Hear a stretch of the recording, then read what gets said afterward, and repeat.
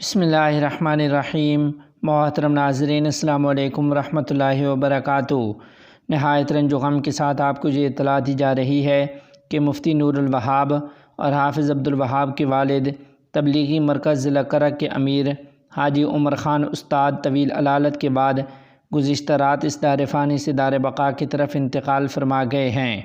انا للہ و انا الیہ راجعون۔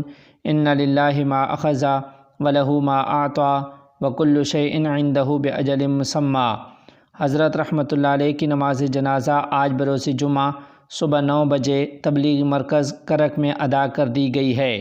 ہماری رب العالمین سے دعا ہے کہ اللہ تعالی حاجی عمر خان استاد رحمۃ اللہ علیہ کی تمام تر دینی اور تبلیغی خدمات کو اپنی بارگاہ میں قبول فرمائے، اور اللہ کریم ان کی لغزشوں سے درگزر فرما کے ان کی قبر کی منزلوں کو آسان فرمائے اور انہیں کروٹ کروٹ جنت الفردوس میں اعلیٰ مقام عطا فرمائے۔ قائد جمعیت مولانا فضل الرحمان صاحب دامت برکاتہم العالیہ کی اپنے والد محترم محمود الملت والدین مفکر اسلام حضرت مولانا مفتی محمود رحمۃ اللہ علیہ کی قبر مبارک پر حاضری۔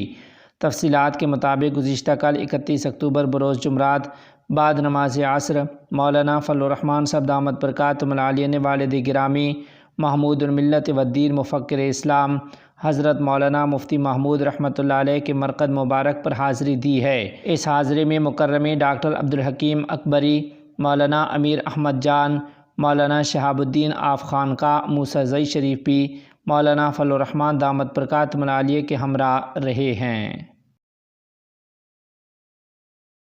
ایرانی علماء کے دارالعلوم دیوبند آنے پر تنقیدات کا سلسلہ جاری۔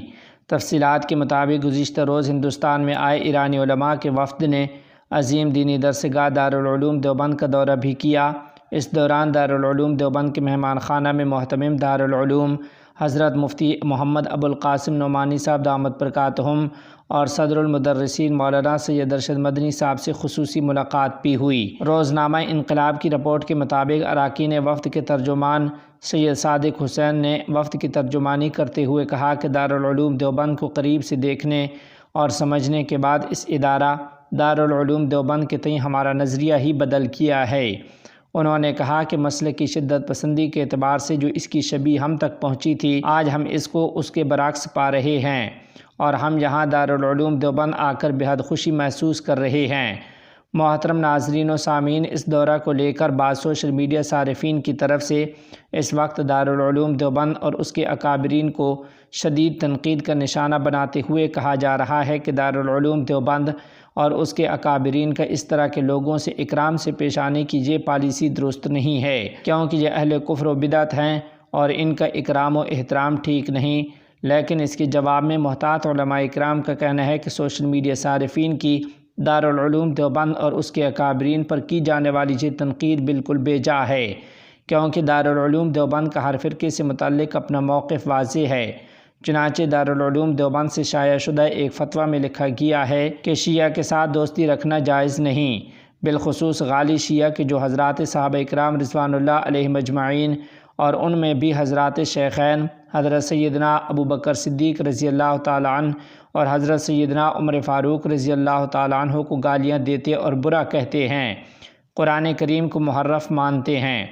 دارالعلوم دیوبند کے فتوے میں لکھا گیا ہے کہ ام المؤمنین حضرت سیدہ عائشہ صدیقہ رضی اللہ تعالیٰ عنہ کی شان مقدس میں حفوات بکتے ہیں، ان سے دوستانہ تعلقات حرام ہیں۔ محترم ناظرین، اس ضمن میں آپ کو بتاتے چلیں کہ یہاں جو اکرام کیا گیا وہ بطور مہمان کے کیا گیا، کیونکہ دارالعلوم دیوبند ایک تاریخی عظیم دینی درسگاہ ہے اور یہاں ہر مذہب و مسلک کے لوگ اس کی زیارت کے لیے آتے ہیں، اور دارالعلوم دیوبند کے دروازے ہر ایک کے لیے، چاہے وہ یہودی ہو، عیسائی ہو، ہندو ہو، سکھ ہو یا شیعہ، سب کے لیے کھلے ہوئے ہیں۔ اہل بدعت کے اکرام کے سلسلے میں دارالعلوم دیوبند سے جاری ایک اور فتوے میں لکھا گیا ہے کہ اکرام سے مراد خاطر مدارات، نیز مہمان کی دلجوئی اور اس کے ظاہری مناسب حال، رواداری اور رکھ رکھاؤ ہے، اور یہ ناجائز نہیں۔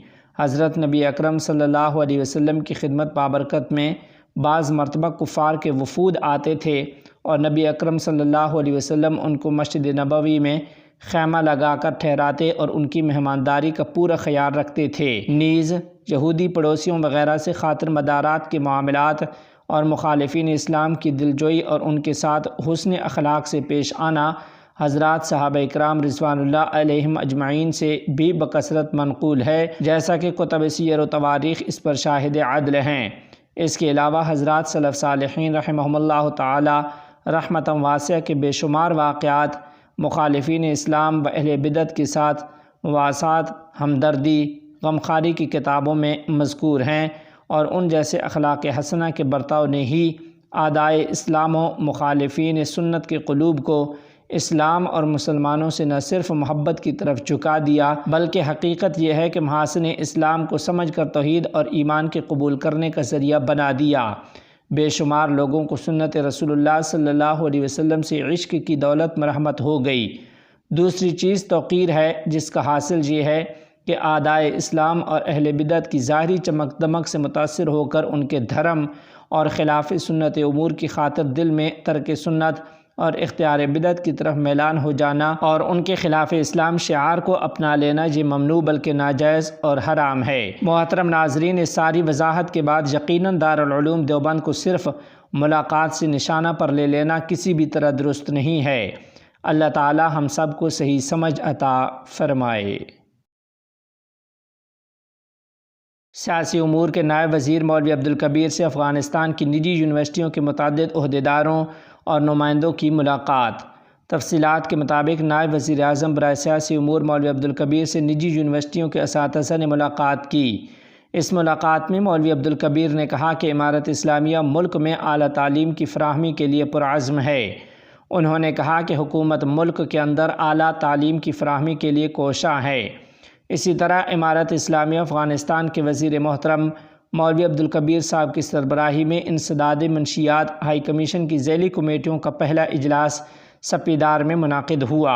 ان کمیٹیوں میں وزارت داخلہ، وزارت خارجہ، زراعت، آبپاشی، لائف سٹاک، اطلاعات، ثقافت اور وزارت صحت عامہ نے شرکت کی ہے۔ انہوں نے معلومات، ثقافت اور داخلی امور سے آگاہ کیا۔ ذیلی کمیٹیوں نے معاونین کو اپنی سرگرمیوں اور کامیابیوں کے بارے میں معلومات فراہم کیں۔ محترم مولوی عبدالکبیر صاحب نے تمام معلومات دینے پر ان وزراء کا شکریہ ادا کیا اور مذکورہ کمیٹیوں کی سرگرمیوں کا مثبت انداز میں جائزہ لیا۔ انہوں نے کہا کہ مستقبل کے اجلاسوں میں اپنی سرگرمیوں کی اطلاع دیں تاکہ تمام معاملات کو سنجیدگی سے دیکھا جا سکے۔ صوبہ بادغیس میں مولوی عبدالسلام حنفی سے متعدد مجاہدین کی ملاقات۔ اس ملاقات میں سب سے پہلے محترم مولوی عبدالسلام حنفی کو صوبہ بادغیس کے مجاہدین کے بارے میں معلومات فراہم کی گئیں، جس پر مولوی عبدالسلام حنفی نے کہا کہ تمام لوگوں کو تحفظ اور امن فراہم کرنا، ہم وطنوں کی خدمت کرنا امارت اسلامیہ کی ذمہ داریوں میں شامل ہے، اور اس سلسلے میں آپ لوگوں کی طرف سے اٹھائے گئے مسائل کو حل کرنے کی پوری کوشش کریں گے۔ محترم ناظرین و سامعین، مولوی عبدالسلام حنفی صاحب کے حوالے سے دوسری خبر یہ ہے کہ انتظامی کمیشن کا ایک اجلاس کل دوپہر محترم مولوی عبدالسلام حنفی کی زیر صدارت منعقد ہوا۔ اس اجلاس میں سب سے پہلے ورکنگ کمیٹیوں نے اپنے کارکردگی اور اس کمیشن کی طرف سے تفویض کردہ فرائض کے بارے میں رپورٹ پیش کی۔ اس اجلاس کے اختتام پر الگ الگ کمیٹیوں کو ایجنڈے میں شامل بعض موضوعات کی چھان بین کا کام سونپا گیا۔ اسی طرح آپ کو بتا دیں کہ محترم مولوی عبدالسلام حنفی سے بلخ کے نائب گورنر محترم مولوی نور الہادی ابو ادریس کی ملاقات ہوئی ہے۔ اس ملاقات میں بلخ کے نائب گورنر نور الہادی ابو ادریس نے کہا کہ بلخ کی مقامی انتظامیہ عوام کو خدمات فراہم کرنے کے لیے کوشاں ہے اور ان پر عمل درآمد کے لیے تیار ہے۔ انہوں نے امارت اسلامیہ کے ذمہ داروں اور قائدین کے اقدامات کو سراہتے ہوئے کہا کہ استحکام اور امن کو یقینی بنانا اور لوگوں کی ضروریات کو پورا کرنا امارت اسلامیہ کی ذمہ داریوں میں شامل ہے۔ مجاہدین اور ذمہ داران اپنے متعلقہ کاموں کو خوش اسلوبی کے ساتھ انجام دیں اور عوام کی خدمت کے لیے مزید کوشش کریں۔